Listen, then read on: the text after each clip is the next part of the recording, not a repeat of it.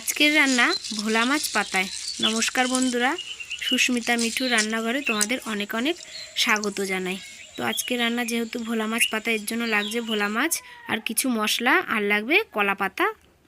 তো এই দেখো মাছ এখানে আমি ভালো করে ধুয়ে পরিষ্কার করে নিয়েছি। এবার সাইডগুলো একটু করে কেটে নেব, তাহলে মশলাটা ভালো করে মাছের মধ্যে ঢুকবে। যেহেতু কলা পাতায় দেবো মাছ, তো কলা পাতা তো লাগবেই, এর জন্য কলা পাতাটা সাইজ মতন করে কেটে নেব। পাতাগুলো কাটা হয়ে গেছে, এবার পাতাগুলো ভালো করে ডলে ডলে ধুয়ে নিতে হবে। ধুয়ে নিয়ে চলো এবার মশলাটা করে নিই। মশলার জন্য নিয়েছি পেঁয়াজ, আদা, রসুন আর কাঁচা লঙ্কা। তো এগুলো পরিমাণ মতনই নিতে হবে। এবার ভালো করে এগুলো ছুলে নিয়েছি, ছুলে নেওয়া হয়ে গেছে। এবার চলো ভালো করে একটু ধুয়ে নিই। মশলার জন্য মিক্সারে দিয়ে দেব আদা, লঙ্কা, রসুন আর একটা পেঁয়াজ, আর বাকি পেঁয়াজ থাকবে কোচানো। এখানে মশলাটাও রেডি হয়ে গেছে। তো মশলাটা রেডি করে নিয়েছি। আর লাগবে সাদা সর্ষে। সাদা সর্ষেটা পরে পেস্ট করব।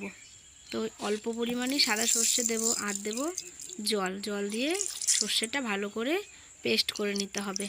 ওদিকে সর্ষে পেস্ট করা হয়ে গেছে। এবার তিনটে জিনিসই এক জায়গায় রাখবো।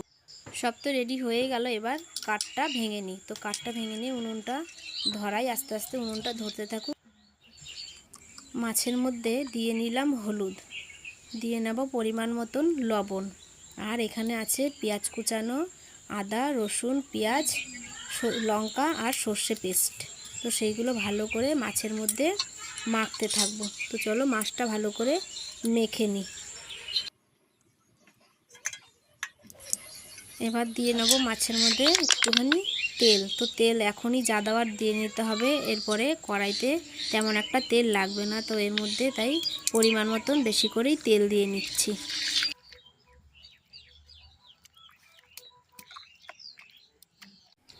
এবার উনুনে কড়াইটা বসিয়ে নেব।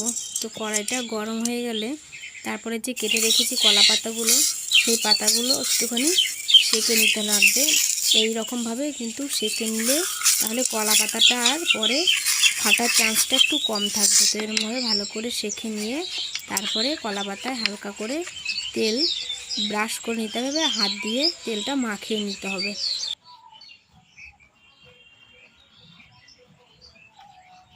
এবার এই পাতার মধ্যে ভালো করে মাছগুলো সাজিয়ে সাজিয়ে নিতে হবে। আগে মাছগুলো সাজিয়ে পরে ওপর দিয়ে যে মশলাটা থাকবে, মশলাটা ভালো করে দিয়ে নেব। মাছগুলো বেশি ছিল তাই আমি দুইবারে পাতায় দিয়েছি। তো অল্প করেই এই এক জায়গায় পাতায় দিয়ে ভালো করে পাতাটা মুড়িয়ে আমি বেঁধে নেব।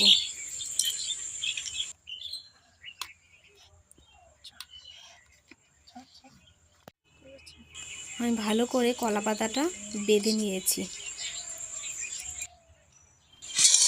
এবারে কড়াইতে অল্প পরিমাণে তেল দিয়ে চারিদিকে তেলটা ছড়িয়ে নিতে হবে। এবারে যে ভোলা মাছটা কলা পাতায় বেঁধে রেখেছিলাম, তো সেই মাছটা দিয়ে দিলাম কড়াইতে। ভালো করে এপিট ওপিট করে ভেজে নেব। ভাজা ভাজা হয়ে এলে উল্টে পাল্টে আবার ভেজে নেব। এবার একটুখানি ফাঁকা করে দেখব ভালো করে হয়েছে কিনা। তো হয়ে গেলে এই দেখো হয়ে গেছে আমাদের পুরো। তো দেখো কালারটা দারুণ এসছে, দেখে তো জিভে জল চলে আসলো।